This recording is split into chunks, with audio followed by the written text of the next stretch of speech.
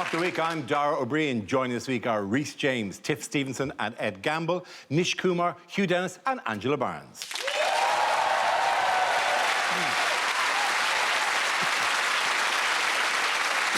We start tonight with a round called Picture of the Week. I show the panel a topical image and ask them to tell me what is happening. So, what's going on here?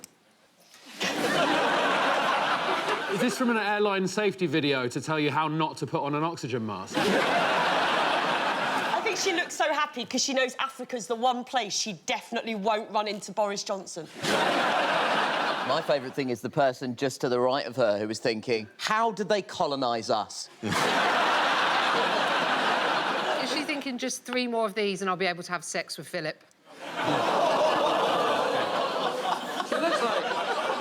She looks like she's about to do a rendition of the Gloria Gaynor classic, I Won't Survive. Is the special relationship now so bad that that is her direct line to Donald Trump? Is this Theresa May goes to Africa to investigate a promising email from a Nigerian prince? It's quite a bold move to go to a country where you played quite a big part in the slave trade and wear a chain on your wrist. Yeah.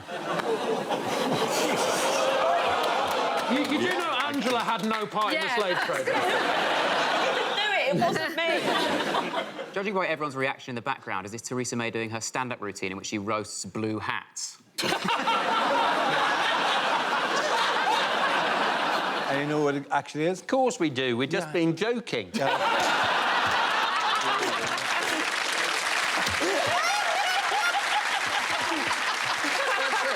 How long have you been doing this?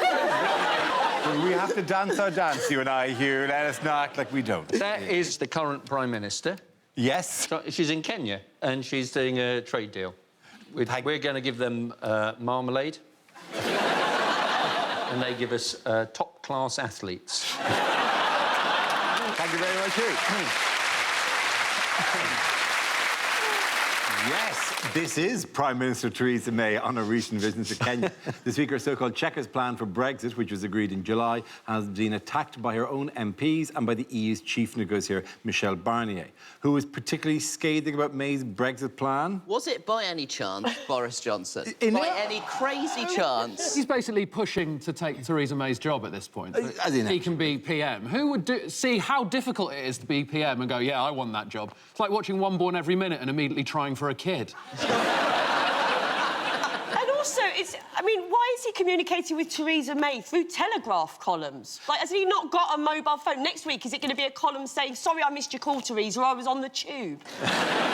2 words for you, Angela. White people. That's how you guys love to chat. You can't ever explain your feelings unless it's in the form of a Telegraph column. I've seen things. If Nish was a little doll where you pulled the string, the catchphrase would be, white people. No regret. It's a mess. If the Conservatives were a family, they'd have a social worker by now. Do you think if it was the Irish leaving the European Union, it would be a much quicker thing? Because you could do the Irish goodbye. You just sort of leave without saying anything and then text Michel Barnier saying, gone home too pissed. Dara's really offended. I'm not offended. I'm intrigued. That's the Irish goodbye. Did you not? Yeah, that's the Irish goodbye. No, It's we leaving, going, I'm going to the toilet, and then you just get a cab without saying goodbye, and then... Weirdly, the Norwegians do that, but they'll just turn around mid-sentence and go... And go. No. They just didn't like you. That is a phrase I've heard, like, the Irish goodbye is leave it quickly, whereas now a British goodbye is when you leave a party but you don't leave, and instead you shit yourself and then shout at everyone. That's always been a British goodbye. This is your fault! The British goodbye presumably is that you announce you're leaving, and then, oh, they're still here. The exit no longer makes sense in Brexit. It should be called Broverstaying Are Welcome. It is the weird thing about him, though, for his strange, it's like it doesn't matter how, somebody keeps giving him more chances, though. It's like Wile E. Coyote. It's very strange. He did the Foreign Secretary, and no one, I think, would justifiably say that he was a very good Foreign Secretary. And so he left, and we went, fine, you're gone. And then the Telegraph, like some weird regeneration point in a video game, bumps his health back up again, and he's back. Like somebody you cannot kill in Fortnite. Well, You are obsessed with Fortnite. grow up. No, I will not stop playing Fortnite. Fortnite. Don't ever just stop playing Fortnite. didn't Trust think me, I'd if you've got disagree. Rhys telling you to grow up, that is worrying. You said 30 minutes, and I have not had 30 minutes. Do you want to know why Boris keeps getting chances again? Yeah. Pull my string, Hugh. White people!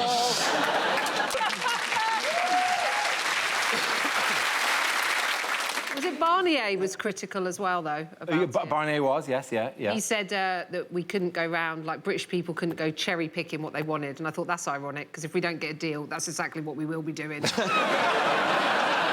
Barnier, whose criticism is probably more salient in this situation than Boris's, also not happy. We're not looking at the real important thing, which they announced last week, is that if we don't secure a deal, there's going to be a sperm shortage. And that is... Not in my house. Yeah. Not at Checkers either. There's plenty of wankers in there. But the point is... I think we should just really, we should just go full in on Michel Barnier now and just show him what it's going to be like in post-Brexit Britain and only refer to him as Michael Barnes for the rest of the night. Mickey Barnes. Barno, Bazo, Michael Bazo. Mickey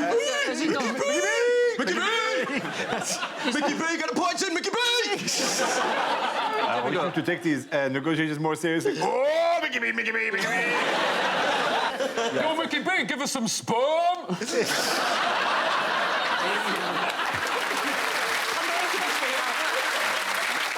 The deadline's quite soon, though. It is coming up. Really? It is. Very soon. That is worth stressing. The deadline is pretty soon. If university deadlines have taught me anything, Theresa May is about to claim that her granddad died again.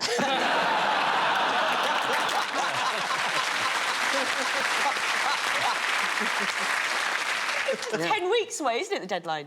I said to Theresa May, you know what, if I was her, I'd stay in Africa and have a career as a dancer. That's what I'd do. She looked like a home counties librarian in a Zumba class for the first time. You know what? Shimmy your way out of messing up Brexit, love. Like, I know the idea that she was dancing to distract people from the mess. If I just dance, then they won't spot what's happening. Get the engine running, Philip! But Dara, you must admit, it wasn't just people making fun of an older person dancing. She's the really weird dancer. Yeah. She looked like one of the mops in Fantasia.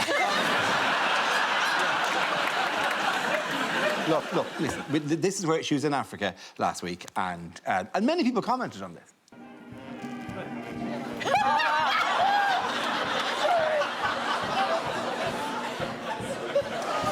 OK, let's stop watching that now. I love it. Yeah. Hugh, do me a favour. You know what to do.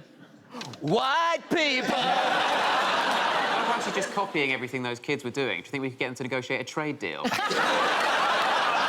I think she's in a bit of a no-win situation there, because she danced and everyone made fun of her bad dancing. People would be really annoyed if she was good at dancing. They're like, she should have been running the country, not pulling off a flawless body pop. The phrase is dance like no one's watching, not dance like a marionette puppet being controlled by someone being attacked by a wasp. Moving on. Why has Labour leader Jeremy Corbyn been under pressure? He's been involved in an anti-Semitism row. Oh, God, really? Is that new? I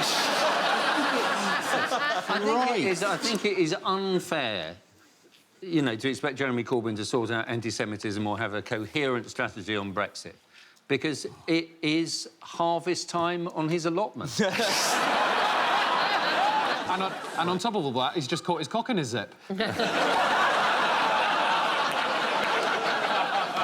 The funny thing about it is that if you tweet anything about, you know, critical of the way Labour's handled the anti-Semitism case, which there's plenty to talk about with that, they've really handled it poorly. But if you tweet anything about it, you get people online replying going, look, there's no problem with anti-Semitism, you've just bought into a conspiracy by the Rothschilds and George Soros. And you're like, I mean, that is exactly... what you've basically just said there is, there's no problem with anti-Semitism, you've just been tricked by some lying Jews.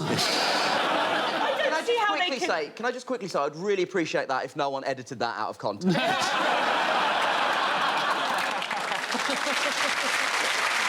Unfortunately... Followed up with you saying, white people... It's a real shame when Hugh pulls the string on your back and in the edit you go, lying Jew.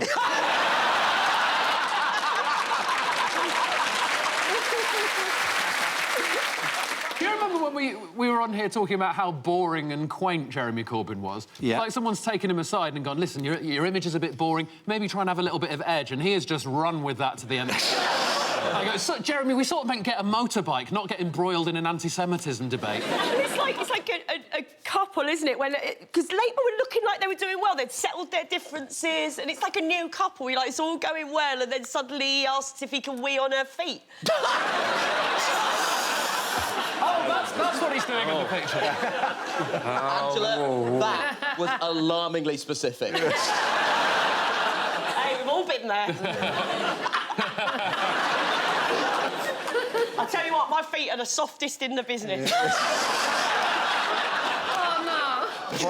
Which business? We really tackle the hard issues. We do. Yeah, it is bizarre though, because it's been rolling along for months, and when you're going, surely this is not difficult to settle. Surely, and they've said, like it was only this week that they've actually taken on board the 11 recommendations by the Holocaust Centre, that these are the definitions that you should go with. Those you go, wow, you've dragged this out. You know there is a whole thing going. The rest of us are going about Brexit while you're doing this mad whirl. And then the Tories have a problem with Muslims as well. This apparently is going to be Tories going to problem with Muslim. What? Like, you know, are we going to find the SNP hate Rastafarians? And the Lib Dems are bad on the Buddhists? And the DUP? Oh, wait, no, the DUP.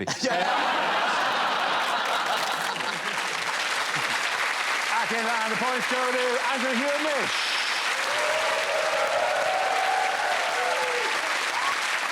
Now we play a round called Jewish You Hadn't Said That. This game involves Angela and Rhys, so if you could make your way to the performance area, please. This round is a stand-up challenge. I launch the wheel of news, and wherever it chooses to stop, one of our performers must step forward and talk about that subject. OK, here we go. Let's spin the wheel. And the first thing we do is exercise. OK, well, I'm fairly new to the exercise game. I tried it once a few years ago. I got myself a personal trainer. I don't know if you've ever had one of those psychopaths in your life. I knew it wasn't going to work out when the first thing she said to me was, so, Angela, tell me, what is your current exercise regime? If I had one of those, I wouldn't need you, love, would I? Also, I don't like your use of the word regime. It makes it sound like my body's some sort of communist state. It isn't, it's just a state. Now, sort it out. But recently, I went to my first fitness class. My friend took me to a fitness class. I was very nervous going in, because I'm not a gym person, you know, and I thought it was going to be full of people, all pumped-up gym bunnies, and I'd look out of place, you know, and I walked in, and I was delighted to find it was full of other overweight, middle-aged women. And then 3 seconds later, I thought, well, it don't work then, does it? It's like going to AA and they're all pissed. But I did it and I loved it, right? And I love my fitness classes now. I do 2 or 3 a week. My favourite is one called Body Pump, which is brilliant. It's a weightlifting class, but it's also very good for the core, because you spend an hour trying to keep a fart in. No, recently, my boyfriend, he's an ultra-marathon runner, right? We're very different. And he said to me recently, he said, you should try running, right? When I stopped laughing, he said, no, honestly, there's this app you can download. It's called Couch to 5K. It says it takes someone like you who's never run before, and it shows you how you can run 5K in 9 weeks. I was like, you cheeky bastard, even I can run 5K in 9 weeks.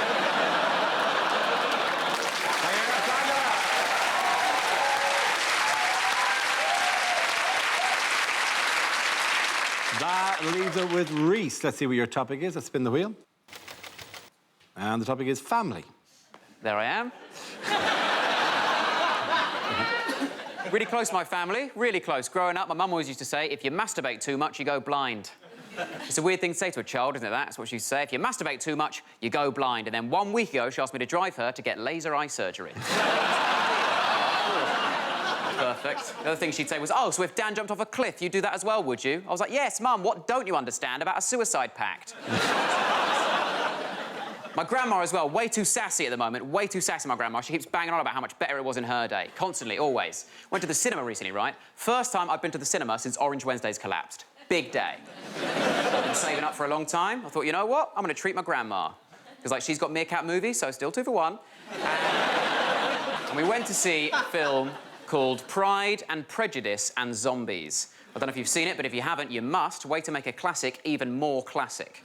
Perfect film to see with your grandma. It combines popular things from different eras. You know, like what's popular in 2018? Zombies. What was popular in 1918? Pride, sure. Prejudice, just a bit. So it's marrying together our favourite part. She hated it, though. We left the cinema, she was whinging. She said, oh, it was so much better in my day. Everything was so much better in my day. And listen, we all know that's not true. Does no one else find that kind of rude? To brag to me about a time period I will never get to experience because I was not alive at the time.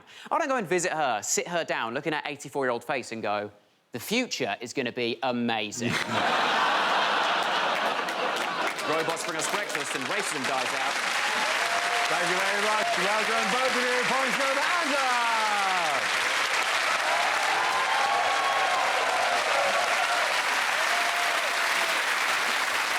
Our next round is called If This Is the Answer, What Is the Question? On the board are 6 categories. Tiff, which category would you like? Oh, could I have world news, please? OK, your category is world news, and the answer is 12 miles. What is the question? Is it under the terms of my restraining order how close I'm allowed to Ryan Gosling? Is it how far away from my house am I willing to say, here's fine, thanks, mate, when my taxi driver brings up immigration?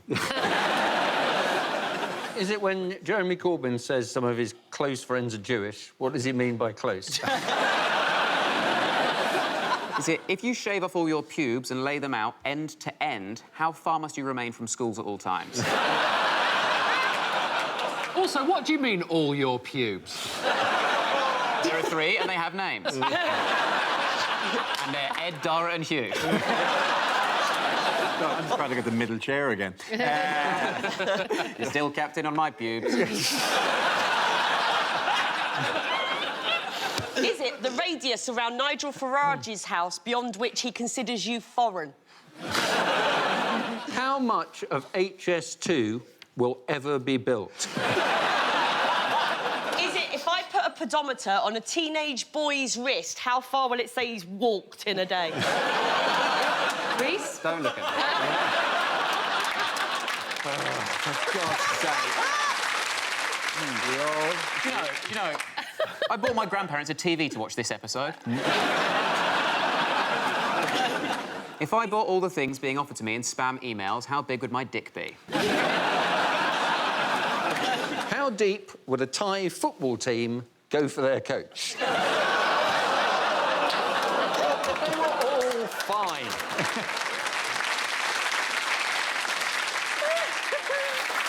OK. How long is God's dick?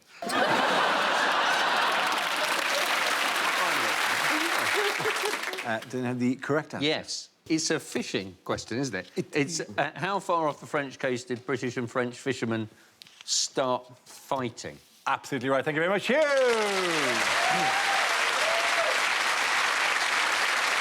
Yes, the question I was looking for was how far off the coast of France have French and British fishermen clashed? This is the news that a war over scallops has broken out between fishermen from the 2 countries. What has happened? It's being called the Scallop War, which also sounds like the worst instalment to the Call of Duty series.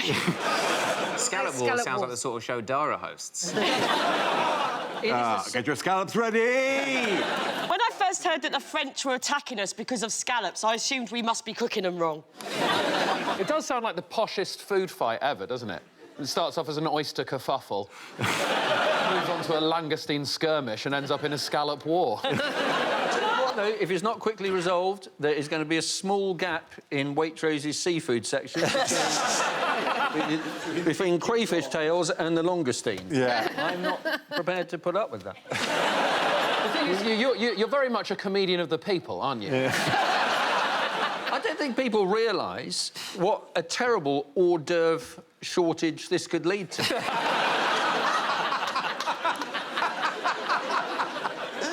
I'm not that upset because I'm allergic to them. To the French. I am violently sick when I have them, so I literally can't keep them down. It's like when I eat breakfast, then switch on Good Morning Britain. As soon as I see peers. That would win us the Scallop War. You just put you on a boat and then you put one in your mouth and just spray the French. The French boats were throwing stones. We're throwing weren't they? stones. That's a cheeky thing, because where did they get the stones? Well- And all the British fishermen could throw back were scallops. They are trying to negotiate, but it's very difficult because each side thinks the other one is talking scallops.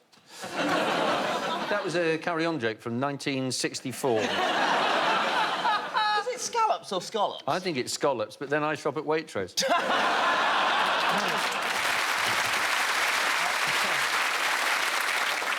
How did a Kuwaiti fishmonger get into trouble this week? The Kuwaiti fishmonger Who- has Yeah. stuck googly eyes on his fish so that they look fresher. Yes. And by fresher, he presumably means like they've just emerged from the bowels of hell. This is how the fish appeared to... Ah, they look like a wacky birthday I card. know, but actually, you know, if you tap the googly eye... Yeah, it's not... There's no news story which isn't improved by putting googly eyes in their stuff. Nothing in the world isn't better by... Wanted posters, put googly eyes on it. It doesn't work. I tried it after I ran over my niece's dog and she didn't fall for it.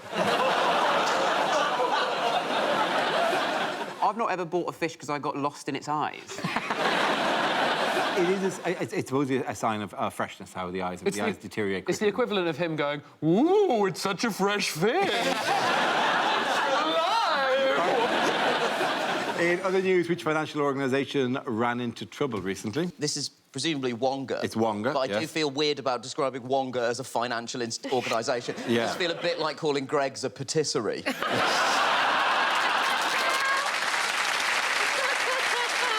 It's a name that sounds ridiculous and silly, like it's not built to last. Like a good, solid financial name like Lehman or AIG. Or Northern Rock. Yeah, there wasn't really. I feel sorry for them. They'd already lost their chocolate factory. Such a different version of that film, Willy Wonka and the Chocolate Factory. You find a. Oh, I found a golden ticket. Oh, I've got to repay this. Yeah. They're screwed, aren't they? Basically, they've gone into administration. If only they'd taken out some PPI. To be fair, Wonga helped me buy my new car. They did, because I put a £100 bet on them going under this year. The reason they had the old people as the puppets is because they wanted to make it seem like, oh, it's just your grandma lending you some money. My grandma has never gone, oh, here's a tenner, don't tell your mum. And I've gone, why not? And she's gone, because if you don't give me 20 grand in a week, I'll break your fucking leg. At the end of that round, before I go to Tiff and Rhys. Now we come to scenes we'd like to see. So if everyone can make their way over to the performance area, I'll read out this week's topics and then we'll see what our panelists can come up with. OK, here we go. The first subject is rejected exam questions. If Tony is 35 and Jane leaves him after a 7-year relationship, why did she waste the best years of his life? This is a picture of Napoleon Bonaparte. Which part of Napoleon's boner is it?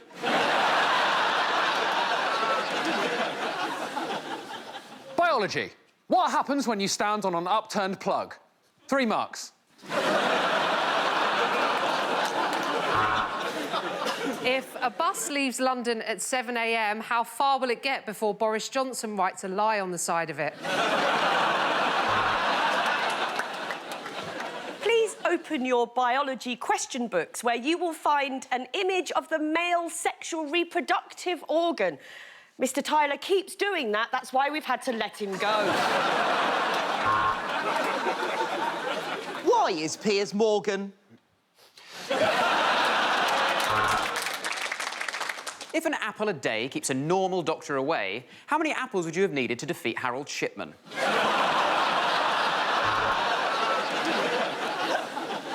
Translate the following into German. Hello, I'm a British refugee. Please, can I live in your country?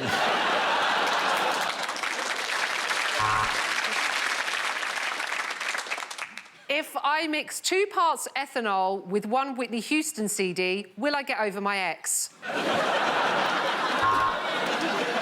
This is your PE practical exam. For 30 marks, bully that little pale boy until you have to become a comedian. Maths. 2, 4, 6, 8. Who do we appreciate?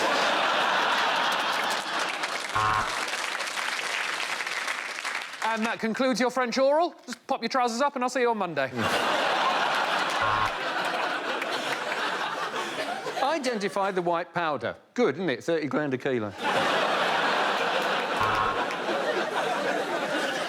All right, you muppets. If 8x minus y equals 12, then what's 3x over 4y? I'm Danny Dyer, and welcome to Britain's hardest exams.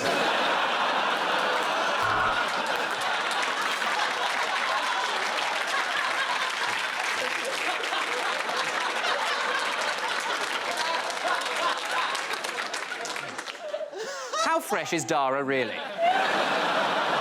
What do you say? What? What is the value of pi if you've just seen the bloke at Greg's pick it up off the floor? If a train leaves a station and it's operated by Southern Rail...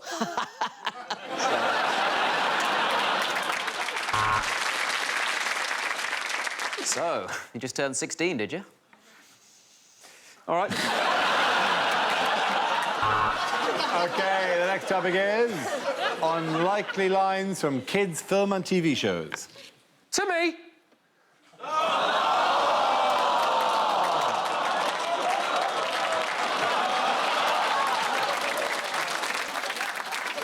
Yes, Piglet. I know you've been playing with poo in the woods because you stink and it's all over your hands.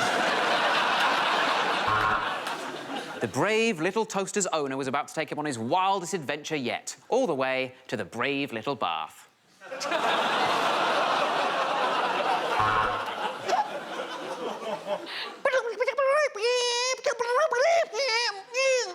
Said Pingu. Sorry, said his mother. What the fuck are you talking about?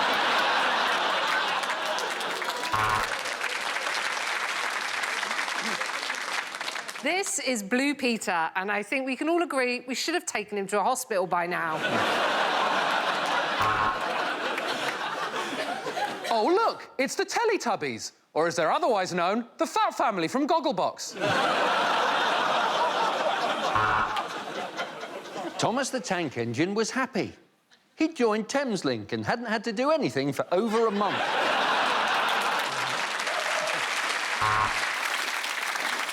It's the family with 11 fingers and 12 toes. Yes, it's the Inbreadables. So it turns out Flower Pot Men is no longer politically correct, and they will be henceforth known as Bill and Ben, the gays.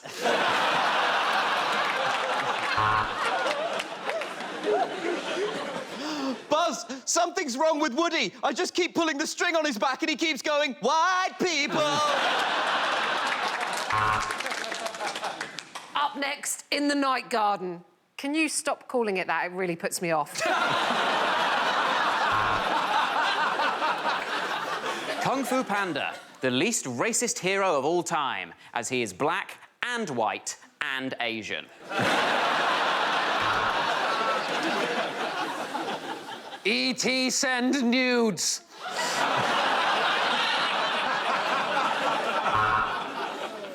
Look, Bagpuss has been updated. Now he's Dyson Bagless Puss.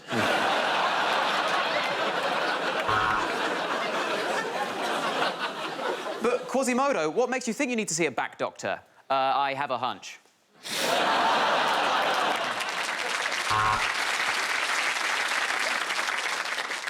Harry Potter, I have good news and bad news. The bad news is I'm pregnant. The good news is I've learnt the abortus spell. That won't go in. That definitely won't go in. No, I'm Willy Wonka. 10 grand or I take your piano.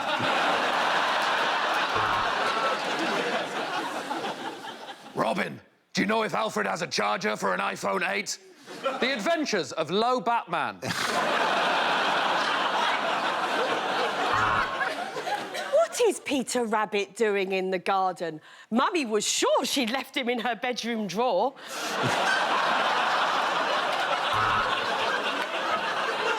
SpongeBob went to the crab shack and met up with all his spongy mates, and they could all agree that Contraceptive Sponge had had the worst day.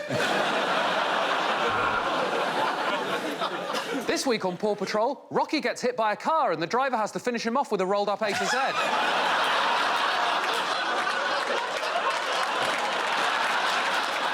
At the end of that round, the points go to Andrew, Hugh and Nish.